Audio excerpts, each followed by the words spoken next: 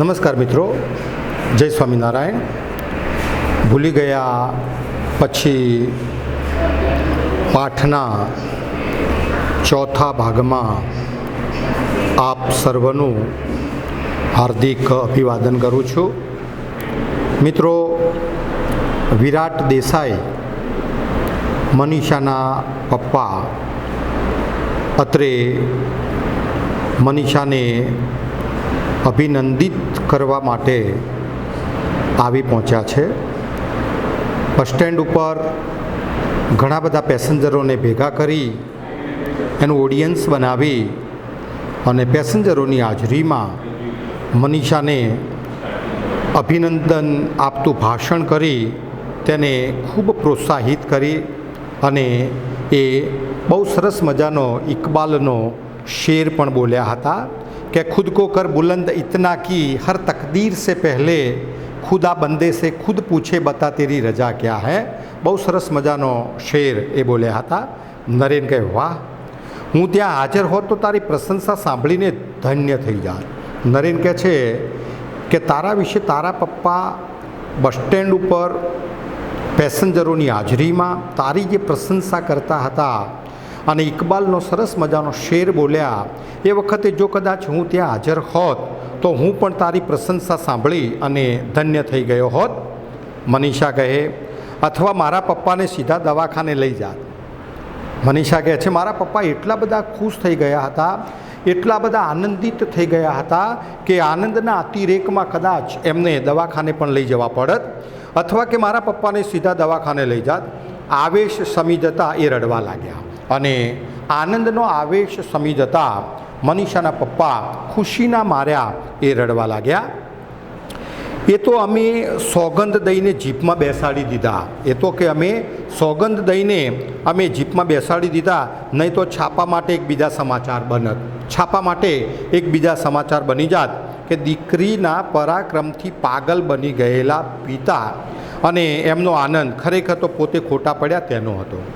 છાપા માટે બીજા સમાચાર બની જાત કે દીકરીના પરાક્રમથી પાગલ બની ગયેલા પિતા અને એમનો જે આનંદ હતો ખરેખર આજે વિરાટ દેસાઈ ખોટા પડ્યા એનો આનંદ હતો. શેમાં ખોટા પડ્યા છે?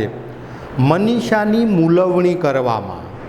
મનીષા ગભરું હૃદયની છે, રુજુ હૃદયની છે, અથવા તો પોચા સ્વભાવની છે. એ વાતમાં પોતે ખોટા પડ્યા છે અને એનો ખોટા પડ્યાનો એમને આનંદ છે, આમ ખુશીનો આનંદ છે. નરેન કહે, કઈ બાબતે? મનીષા કહે, ઘરોળીથી ડરનારે રીંછને ડરાવ્યા એ. મનીષા કહે છે કે હું ઘરોળીથી ડરતી હતી એવું પપ્પા માનતા હતા અને ઘરોળીથી ડરનારે રીંછને ડરાવ્યા એ. પપ્પા મોટેથી કહેતા હતા, સાંભળો હે મુસાફરો, દુનિયાથી થાકેલા લોકો, સાંભળો, માણસ માટે કશું જ અશક્ય નથી. માણસ માટે કશું જ અશક્ય નથી. શાસ્ત્ર કહે છે તેમ એ આકાશના તારા સુધી પહોંચી શકે છે. શાસ્ત્રના મતે વ્યક્તિ આકાશના તારા સુધી પહોંચી શકે એટલી ક્ષમતા ધરાવે છે, એટલી એનામાં તાકાત હોય છે. એટલે ક્યારેય કોઈ પણ વ્યક્તિને ખોટી રીતે મૂલવણી કરવી નહીં. જ્યારે ખરેખર એની સાચી શક્તિની આપણને ખબર પડે છે ત્યારે વિરાટ દેસાઈ જેવું થાય છે. શાસ્ત્ર કહે છે તેમ એ આકાશના તારા સુધી પહોંચી શકે છે. હું કહીશ કે એ આકાશના તારાને ફૂલની જેમ વીણી શકે છે. હું કહીશ કે એ આકાશના તારાને ફૂલની જેમ વીણી શકે છે. મિત્રો, કયો અલંકાર બને? ઉપમા અલંકાર બને.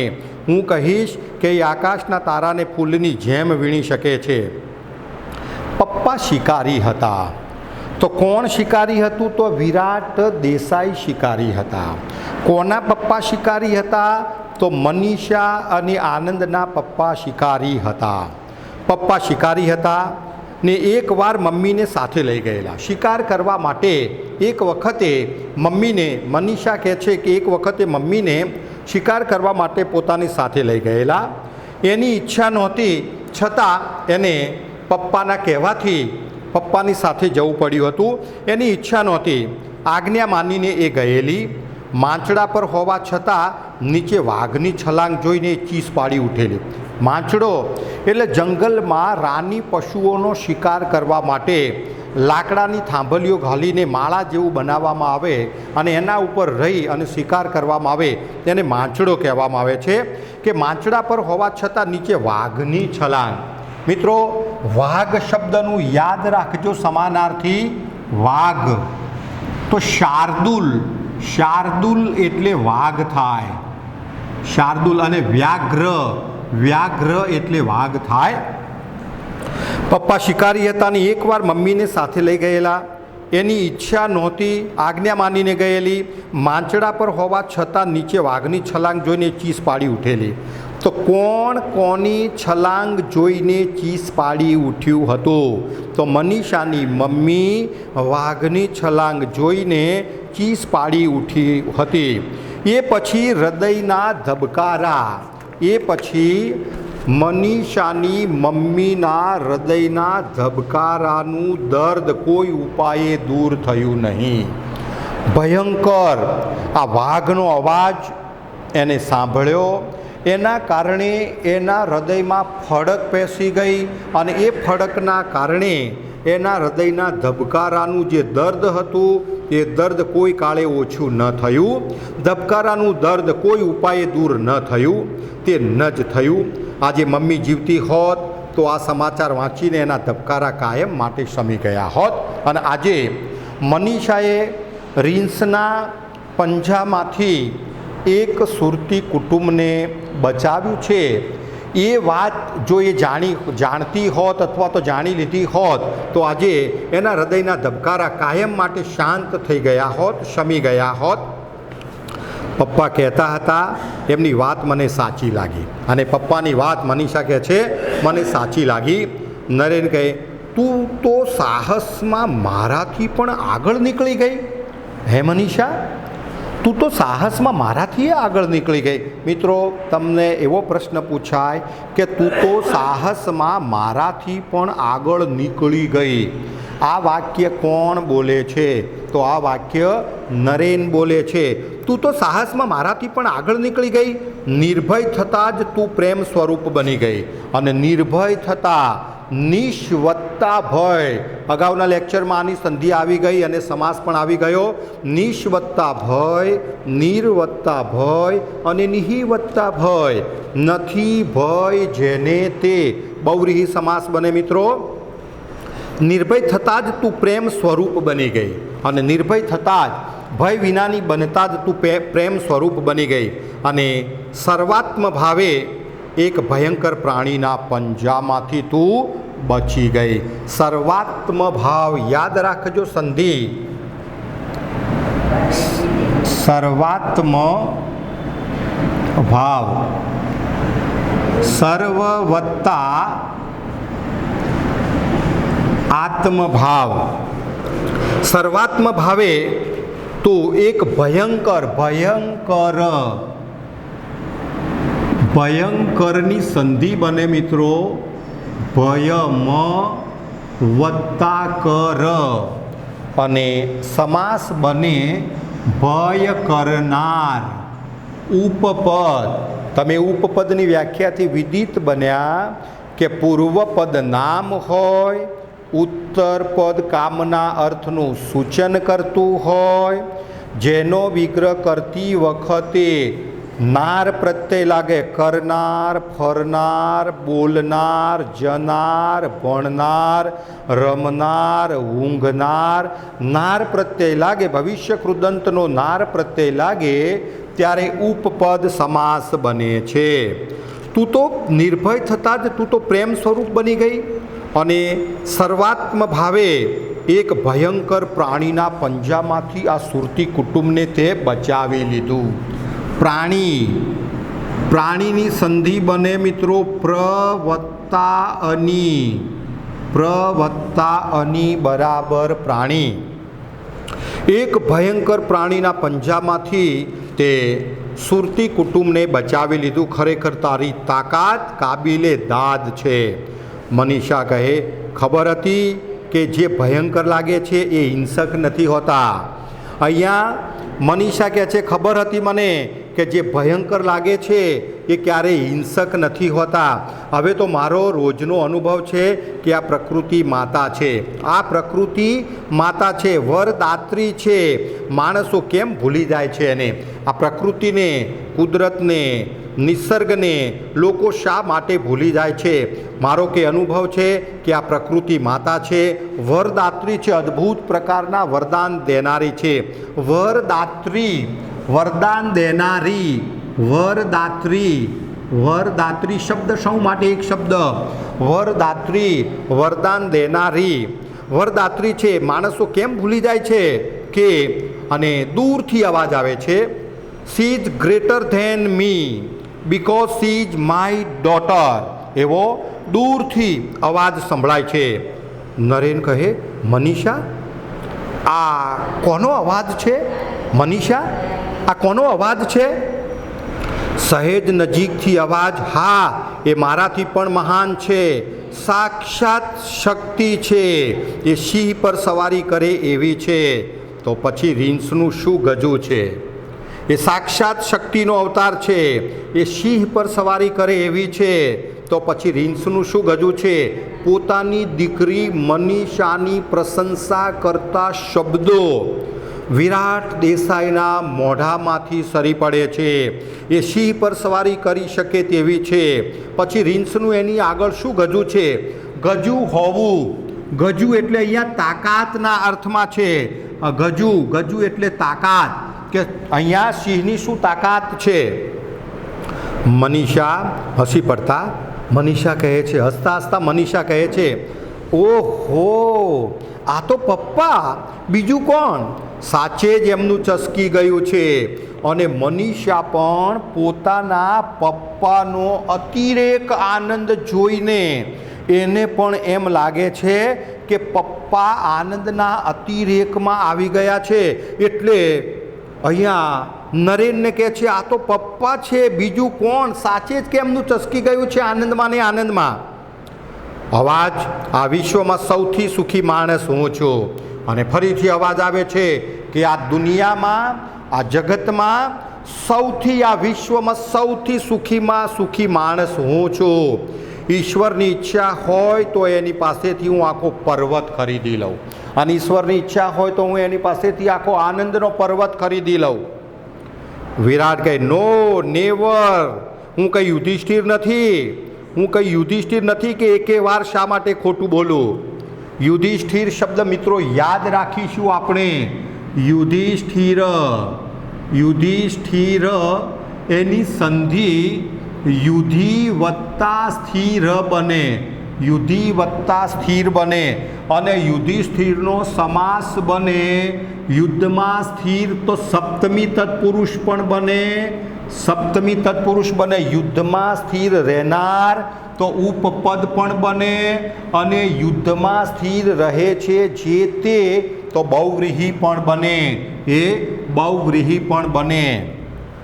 તમને એવો પ્રશ્ન પૂછાય મિત્રો કે તમારી ટેક્સ્ટ બુકમાં અથવા તમારી પાઠ્યપુસ્તકની ચોપડીમાં યુધિષ્ઠિર શબ્દનો ઉલ્લેખ કયા પાઠમાં થયો છે? તો ખાસ યાદ રાખજો. વિરાટ કહે, નો, નેવર, હું કંઈ યુધિષ્ઠિર નથી કે એકે વાર શા માટે ખોટું બોલું? હું ખોટું બોલતો જ નથી. આનંદ કહે, યાદ કરી જુઓ, આ સજ્જનને ઓળખો છો તમે? અને આનંદ નરેનને કહે છે કે યાદ કરી જુઓ, આ સજ્જનને તમે ઓળખો છો?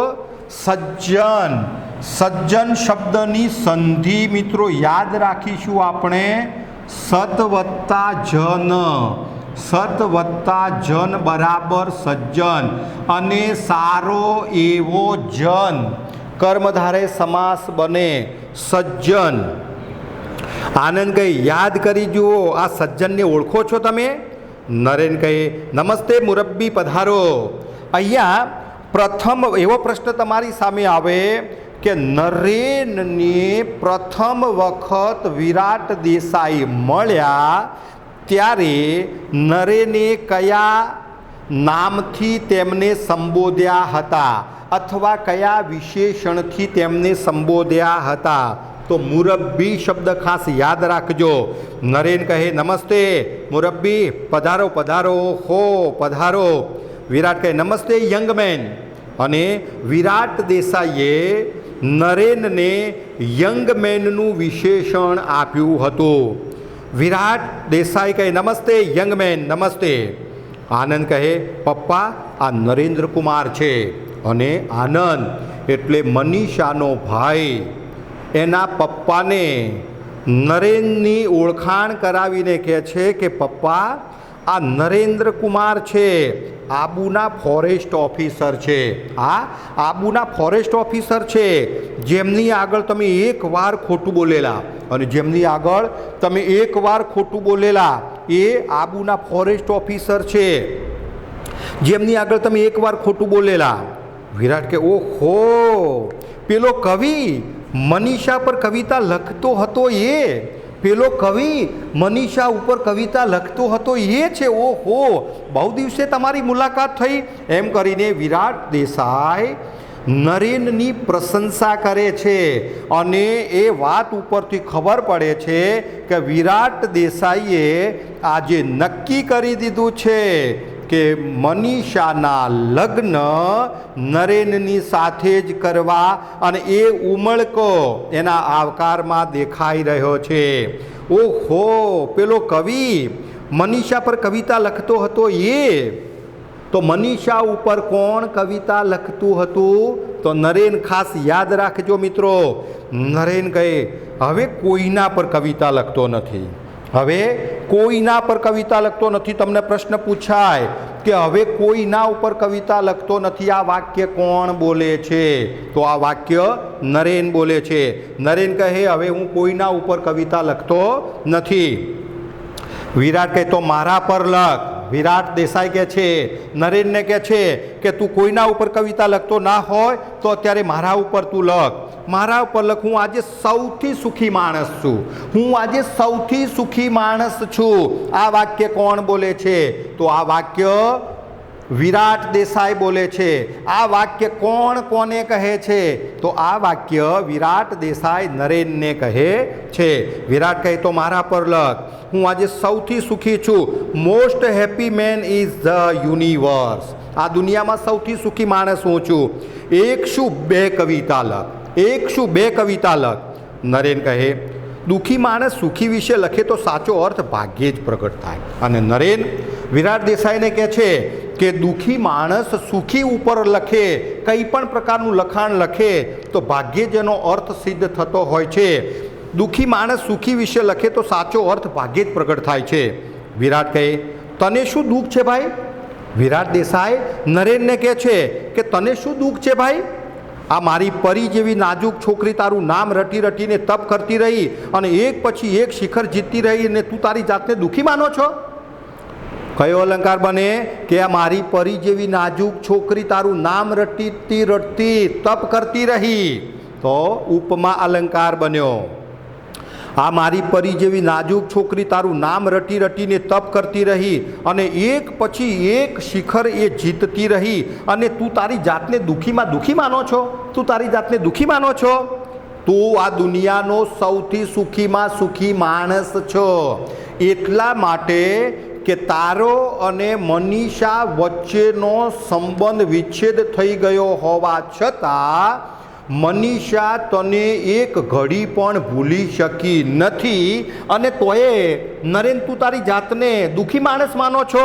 તું તો આ જગતનો સુખીમાં સુખી માણસ છો કે આટલા બધા વર્ષો થયા હોવા છતાં પણ આ મનીષાએ તને યાદ રાખ્યો છે. એક શિખર જીતતી રહી અને તું તારી જાતને દુઃખી માનો છો? આનંદ કહે પપ્પા એમનું દુઃખ દૂર કરવાનો ઉપાય તમારા હાથમાં છે. અને આનંદ બરાબર સમય, સંજોગો અને પરિસ્થિતિને જોઈને સરસ મજાની સમજણની વાત મૂકે છે કે આ કદાચ કે પપ્પા આ નરેન કુમાર દુઃખી હોય તો એમનું દુઃખ દૂર કરવા માટેનો ઉપાય કે પપ્પા તમારા હાથમાં છે. હે પપ્પા, આમનું દુઃખ દૂર કરવાનો ઉપાય તમારા હાથમાં છે. વિરાટ કહે શું મનીષા, આ તારો તોફાની ભાઈ સાચું કહે છે? એમ કહીને વિરાટ મનીષાની ઈચ્છા જાણી લે છે કે મનીષા ખરેખર દિલથી નરેન સાથે લગ્ન કરવા માટે તૈયાર છે કે કેમ, એ વાત આજે આનંદના માધ્યમથી વિરાટ દેસાઈ જાણવા માગે છે. અને વિરાટ દેસાઈ કહે છે કે શું મનીષા, આ તારો તોફાની ભાઈ સાચું કહે છે? તારું મૌન સંમતિ સૂચવે છે. અને મનીષા શરમના કારણે કાંઈ બોલતી નથી, પણ એનું મૌન, એનું ન બોલવાનું એ સંમતિ સૂચવે છે કે પોતે નરેન સાથે લગ્ન કરવા માટે તૈયાર છે. તારું મૌન સંમતિ સૂચવે છે. અલ્યા છોકરાઓ, પેલી મીઠાઈ લાવો અને આનંદ, તું જીપ લઈને જા, કોઈ જોશી બોશીને પકડીને ઉઠાવી લાવ. તું કોઈ જોશી બોશીને પકડીને ઉઠાવી લાવ કે મુહૂર્ત જોવડાવીને એમને બંનેને પરણાવી દઈએ આપણે.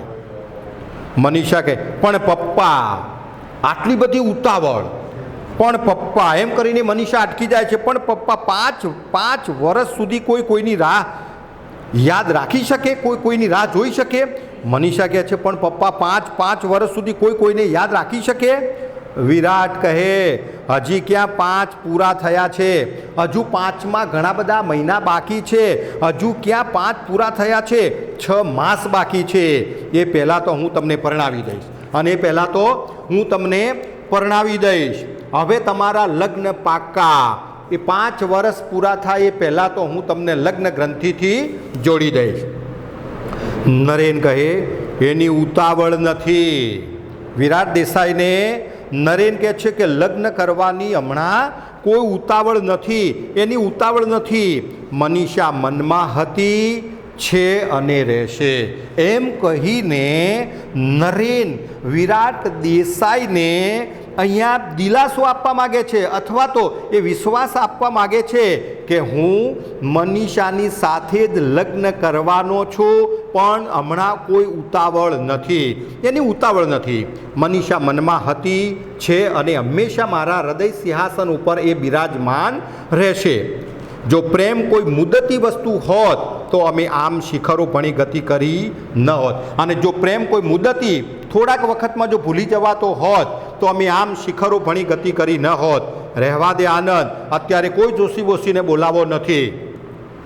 મનીષા કહે, હા, જોશીને બોલાવવાની જરૂર નથી, જોશીને હમણાં બોલાવવાની કોઈ જરૂર નથી, જોશીને બોલાવવાની જરૂર નથી. પહેલાં તો હું આ શિબિર પૂરી કરીશ, પહેલાં તો હું આ શિબિર, મનીષા કહે છે કે અત્યારે હું આ શિબિર કરવા માટે આવી છું, આ છાવણીમાં અત્યારે આ કોચ તરીકેની જવાબદારી અદા કરવા માટે આવી છું. પહેલાં હું આ શિબિર પૂરી કરીશ અને પછી અમે થોડા દિવસ સાથે હરી ફરીશું, જૂનો સમય અમે તાજો કરીશું, એકબીજાના વિચારોને જાણી લઈશું, એકબીજાની લાગણીઓ અને એકબીજાના પ્રેમને અમે સંપાદિત કરીશું, અને પછી એ અમારો જૂનો સમય તાજો કર્યા પછી જ અમે લગ્ન માટે વિચારીશું. હમણાં કોઈ જોશી બોશીને બોલાવવો નથી, જોશીને બોલાવવાની જરૂર નથી. પહેલાં તો હું આ શિબિર પૂરી કરીશ, પછી અમે થોડા દિવસ સાથે હરી ફરીશું અને જૂનો સમય અમે ફરીથી તાજો કરીશું. કનોજ કહે, સલોની, આ ધીરજ આપણે રાખી શકીશું? આ ધીરજ આપણે રાખી શકીશું? આ વાક્ય કોણ કોને કહે છે? તો કનોજ સલોનીને કહે છે. કનોજ કહે, સલોની, આ ધીરજ આપણે રાખી શકીશું? આપણે તો નક્કી કર્યું હતું કે આ બંનેને પરણાવી દેવા, આ બંનેના લગ્ન કરી દેવા, બંનેને લગ્ન ગ્રંથિથી જોડી દેવા અને સાંસારિક જીવનની શરૂઆત કરાવી અને આપણે છૂટા થઈ જવું, એવું આપણે તો નક્કી કર્યું હતું. સલોની કહે, માત્ર મીઠાઈ ખાવાનું નક્કી કર્યું હતું, આપણે માત્ર મીઠાઈ ખાવાનું નક્કી કર્યું હતું. આપણે આ શિબિરમાં સાહસ શીખવા આવ્યા છીએ, દુઃસાહસ નહીં. ખરું ને દાદાજી? અહીંયા સલોની હસતા હસતા મશ્કરીમાં લગ્નને દુઃસાહસ કહે છે, દુઃસાહસ શીખવા માટે નથી આવ્યા. ખરું ને દાદાજી? વિરાટ કહે, yes, there is a point, મારી દીકરી તમને બધું બરોબર શીખવી રહી છે. વિરાટ દેસાઈ કહે છે, નરેનને કહે છે કે મારી દીકરી તમને બધું જ બરોબર શીખવી રહી છે, મારા આશીર્વાદ છે, તમે લોકો બહાદુર જ નહીં બુદ્ધિશાળી પણ બનશો. આશીર્વાદની જોડણી આપણે ખાસ યાદ રાખીશું મિત્રો. આશીર્વાદની જોડણી ખૂબ વખત પૂછાય છે, કારણ કે અહીંયા રેફવાળો કોઈ પણ શબ્દ હોય તો રેફવાળા શબ્દમાં ર પહેલાં બોલાય છે ને લખાય છે પછી, એટલે એને ખાસ આપણે યાદ રાખીશું. અને 3 સ્ટેપમાં એની સંધિ બને છે. આશી વત્તા વાદ, આશી ર વત્તા વાદ, અને આશીષ વત્તા વાદ. ખાસ યાદ રાખીશું મિત્રો. વિરાટ કે yes there is a point. મારી દીકરી તમને બધું જ બરોબર શીખવી રહી છે. મારા આશીર્વાદ છે તમે લોકો બહાદુર જ નહીં બુદ્ધિશાળી પણ બનો. મારા આશીર્વાદ છે તમને કે તમે લોકો માત્ર બહાદુર જ નહીં પણ બુદ્ધિશાળી બનો. અહીંયા વિરાટ દેસાઈ મનીષા અને નરેનને બહાદુર બનવાની સાથે બીજા કયા આશીર્વાદ આપે છે? તો બુદ્ધિશાળી બનવાના. મિત્રો યાદ રાખજો, બુદ્ધિ શબ્દ અને બુદ્ધિ શબ્દનું સમાનાર્થી અક્કલ શબ્દ થાય. અક્કલ થાય, મતિ થાય, પ્રજ્ઞા ખાસ યાદ રાખજો. અને મ ત શબ્દ ખાસ યાદ રાખવાનો છે. અક્કલ, મતિ, પ્રજ્ઞા અને હિકમત. બુદ્ધિશાળી પણ બનશો અને તમારા પ્રેમમાંથી શૌર્ય જાગશે. તમારા પ્રેમમાંથી શૌર્ય જાગશે. લો આ મીઠાઈ આશીર્વાદના ભાગરૂપે ખાઓ અને ખવડાવો, ગાવો અને ગવડાવો. તમારા ભવિષ્યમાં પ્રેમ શૌર્ય અંકિત ધ્વજ ફરકાવો.